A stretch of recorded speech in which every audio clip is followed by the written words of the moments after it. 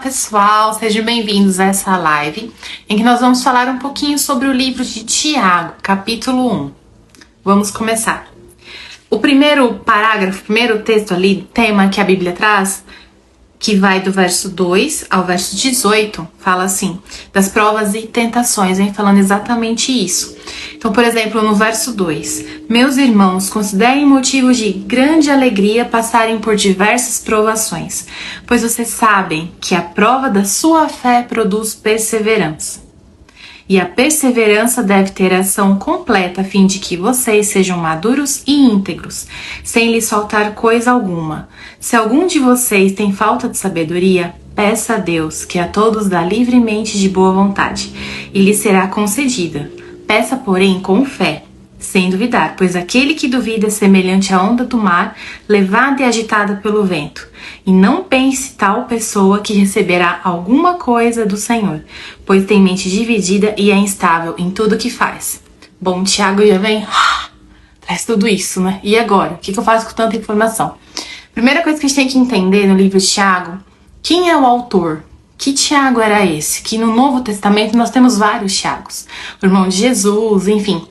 Quem é o autor dessa epístola? Não sabemos, né? Os estudiosos, eles não chegam assim com... Se você ler vários livros, já li vários livros de comentários que explicam de estudo, e ninguém bate o martelo e fala, né, igual os de Moisés e tal, não tem.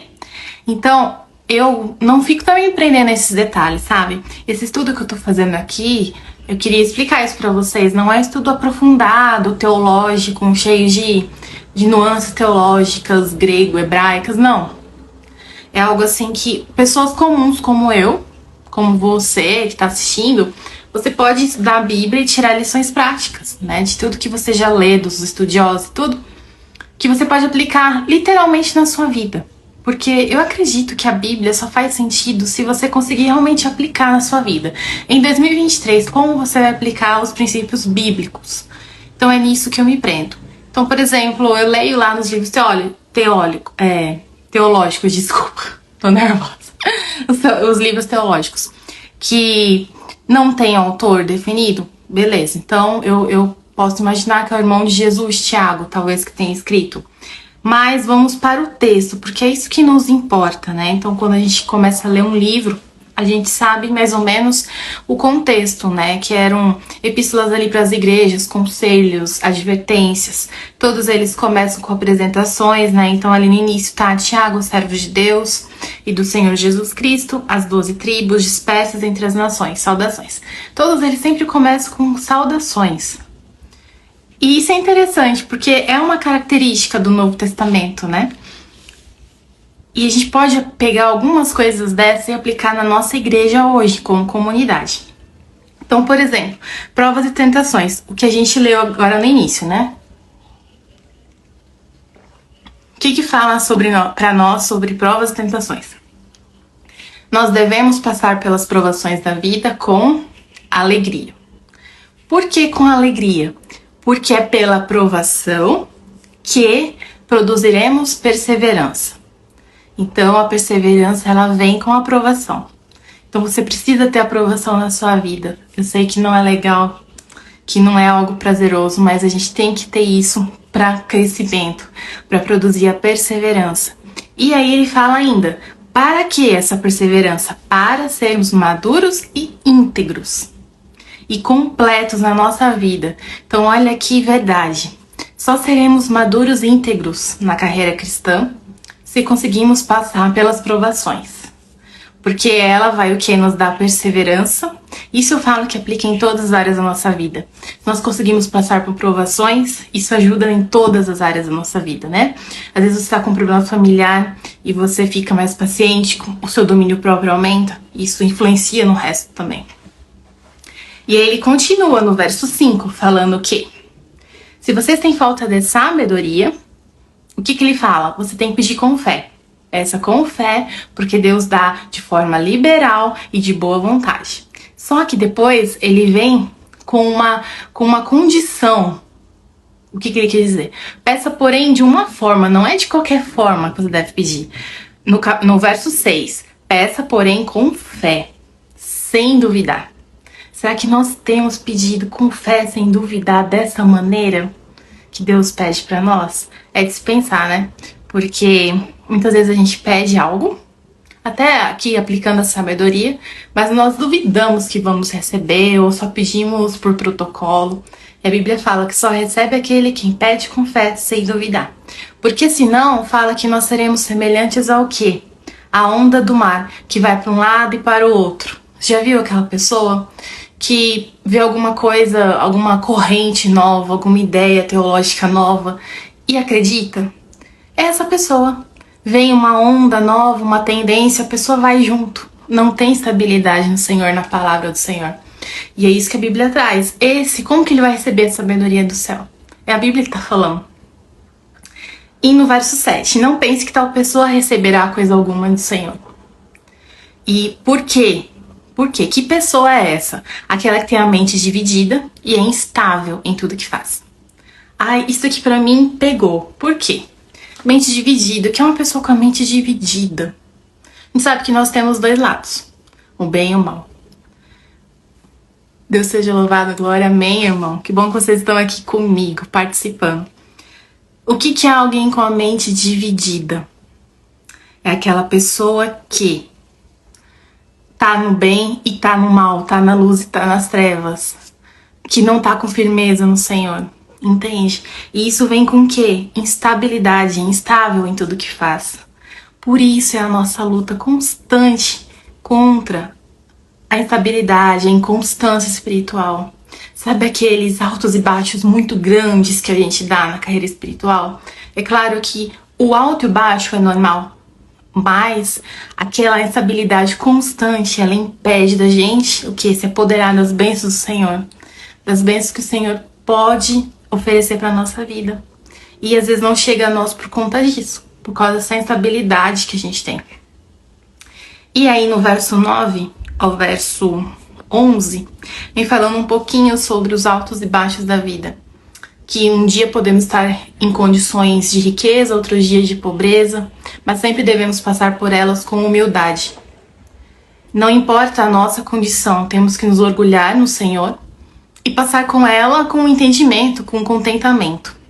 Isso é o que eu tirei dessa parte. E a gente sabe que muitas vezes a gente está lá em cima, outras vezes a gente pode estar lá embaixo. E devemos estar na mesma posição, principalmente para Cristo, na mesma posição de humildade. A Bíblia fala muito disso.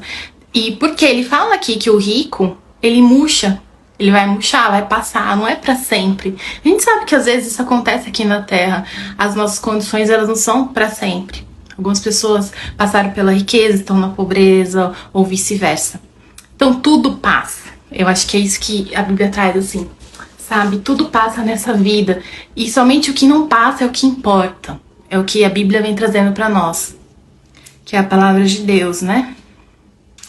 No verso 12, feliz é o homem que persevera na oração, na provação, porque depois de aprovado receberá a coroa da vida que Deus prometeu aos que o amam. Então aqui tem uma promessa. Se você perseverar, se você passar pela provação com alegria, você receberá a promessa.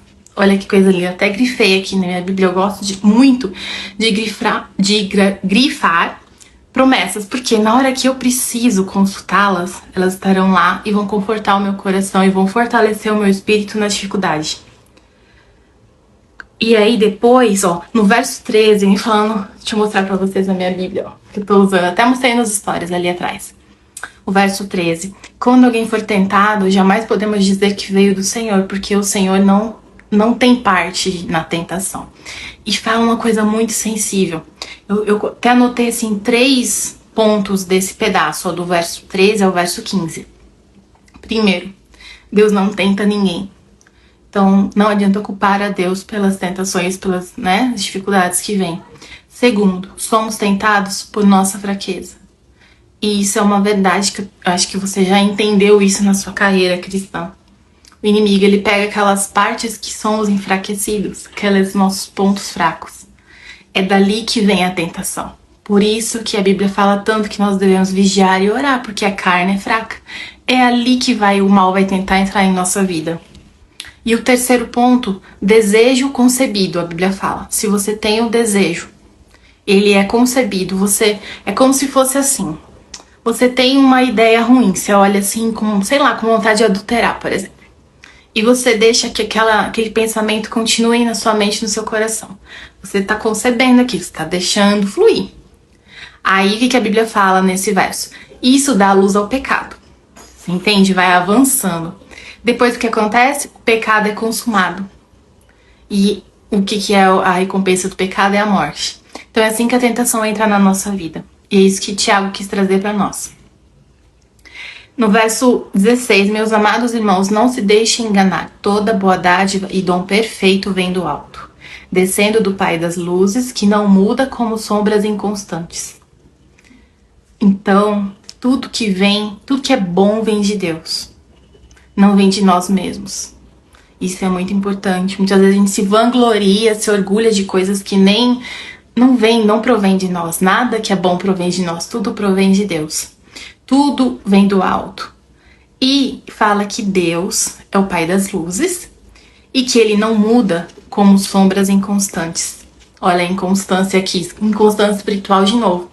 Por isso eu gosto de usar muito isso no meu perfil aqui no Instagram. Porque a inconstância, ela é porta para muita coisa na nossa vida. Pro bem e pro mal também. Pro bem, porque é uma forma de você sempre estar buscando crescimentos e frutos. E pro mal, que é dali que entra as coisas, entende? As tentações, os problemas. Por isso, que bom que Deus, a gente sabe que Jesus não é inconstante, que ele não muda. Glória a Deus por isso, porque se ele fosse como nós, como estaríamos, não é mesmo? E depois vem um outro tópico. Quando eu falo tópico, não sei se vocês conseguem ver, tipo assim, né? Um título e o texto. Boa noite, gente, paz do Senhor, quem está aí, sejam bem-vindos. Essa é a primeira live, gente, então assim, tá meio desastrado ainda, eu sou meio desastrada, mas eu acredito que com o tempo a gente vai melhorando, eu vou interagindo mais com vocês, enfim, todos os dias. Assim que der um tempinho no meu horário aqui, nos meus afazeres, eu vou estar entrando, vou deixar depois no feed também pra você que quer acompanhar em outro horário. Eu vou tentar fazer capítulo por capítulo, tá bom? Coisa assim, bem prática, rápida, só pra você ter um pensamento. E depois você lê com o tempo, na sua casa, na sua Bíblia, ou no aplicativo, enfim. O importante é ler. E é isso que vem falando aqui, ó, do verso 19 ao verso 27, pra gente terminar. Praticando a palavra. Se eu pudesse resumir Tiago em uma frase, seria: sejam praticantes e não somente ouvintes da palavra. E no verso 19 fala o seguinte: sejam todos prontos para ouvir, tardios para falar e tardios para irar-se. Eu até anotei isso, esse pedaço. Então nós devemos ser prontos para ouvir. As pessoas não gostam de ouvir, não é todo mundo que gosta de ouvir, nós gostamos de falar. E o que ele fala sobre o falar? Tardios para falar e mais tardios ainda para nos irar. A ira não produz justiça, fala logo em seguida. E agora vem falando no verso 21, portanto, é como se fosse uma conclusão de tudo que ele está falando até aqui, desse pedaço. Então, seja pronto para ouvir, tardio para falar, tardio para irar-se. E, portanto, livre-se de toda a impureza moral e da maldade que prevalece. E aceitem humildemente a palavra implantada em vocês, a qual é poderosa para salvá-los. Então, porque é muito... A Bíblia, tudo ela se encaixa, os conhecimentos, né? Então, o que ele fala? Você quer usufruir das bênçãos do Senhor, da sabedoria do alto? Devemos nos livrar de toda a impureza moral e maldade que prevalece. Prevalece em nosso mundo e prevalece no nosso ser, porque nós somos pessoas más. E aceitem o que? Humildemente a palavra de Deus implantada em vocês, a qual o que? Ela é poderosa para salvar. A palavra tem poder, então nós devemos aceitar a palavra, porque ela pode nos salvar. Só que devemos também eliminar algumas coisas, não é somente aceitar, tem a parte da eliminar. E essa é a luta constante cristã na nossa vida, que é o que? Eliminar a impureza, eliminar a impureza moral, que ele fala aqui, e a maldade, e outras práticas que a gente vê durante toda a Bíblia. Então, para que o Espírito Santo entra em nós devemos eliminar algumas coisas. Eu falo assim que o Espírito Santo, ele enche o nosso vasinho, mas para ele entrar, alguma coisinha tem que sair do nosso vaso. E que a gente possa sempre lutar contra essas coisas, porque Deus quer muito abençoar a gente com tanta coisa, sabe, maravilhosa. E nós, infelizmente, colocamos barreiras por conta do pecado que está na nossa vida. E aqui ele continua. No verso 22, tá quase acabando. Sejam praticantes da palavra e não apenas ouvintes, enganando-se a si mesmos. Não isso é engano. Você entende isso como é forte? E aqui fala que até os demônios creem. Não basta crer, você tem que praticar. E é melhor eu sempre falo assim que é melhor uma pessoa de fora que não tá nem aí do que alguém de dentro que tá brincando com as coisas de Deus. É muito mais sério, você entende? Então a gente não deve ser só ouvinte, a gente deve ser praticante. Para não acontecer o próprio engano. Imagina, você passa a vida toda na igreja, fazendo as coisas da igreja, achando que tá tudo bem, e não tá. Antes você estivesse lá fora usufruindo das porcarias aí do mundo, não é verdade? E aí continua falando, no verso 25, a lei é perfeita, ela traz liberdade. Ela traz liberdade das nossas vontades pecaminosas, da nossa vontade de fazer coisa errada. Ela nos liberta de nós mesmos, das nossas más escolhas, de tudo que atrapalha a nossa vida, o fluir da nossa vida. E quem persevera na prática dessa lei, no verso 25, será feliz naquilo que fizer. Nossa, que promessa! Quer ser feliz em tudo o que você vai fazer? O que é? Persevera na prática da lei, que são os conselhos, as promessas, as orientações que Deus nos traz. E no verso 26, ele fala mais sobre a prática da lei, que a verdadeira religião é aquele que, cadê no verso 27, cuida dos órfãos e das viúvas em suas dificuldades e não se deixa corromper pelo mundo. Então não é... Você entende que é prática e não teoria? É isso, a vida cristã ela é prática. Sem cuidado dos que estão em dificuldades, tem cuidado desses que estão em dificuldades. Você não tem deixado corromper pelo mundo? Será que o mundo tem entrado no seu coração e colocado sementinhas lá dentro? Que vão gerar tentações? Entende? Que uma coisa puxa a outra. E fala que se você se considera religioso, mas não refreia sua língua, engane-se a si mesmo. O auto-engano aqui novamente. Sua religião não tem valor algum. É aquela coisa, você passa a vida inteira e depois vai chegar lá, você vai cumprir aquele verso que fala: apartai-vos de mim que eu nem te conheço. Forte, né? E eu anotei aqui no rodapé para terminar essa parte que a lei, então ela traz liberdade. E se você perseverar na prática dela, você será feliz em tudo o que você fizer. Seja praticante da palavra e não somente ouvinte. E esse é o capítulo 1. Já poderia parar por aqui, porque foi muitos ensinamentos, né? E amanhã eu vou falar um pouquinho sobre o capítulo 2. E o capítulo 3, na verdade, ele vai trazer bastante coisa sobre a língua, mais coisas sobre a língua importantes. Mas aqui ele já deu uma pincelada nas provações e na questão da prática da palavra de Deus. Espero que vocês tenham gostado.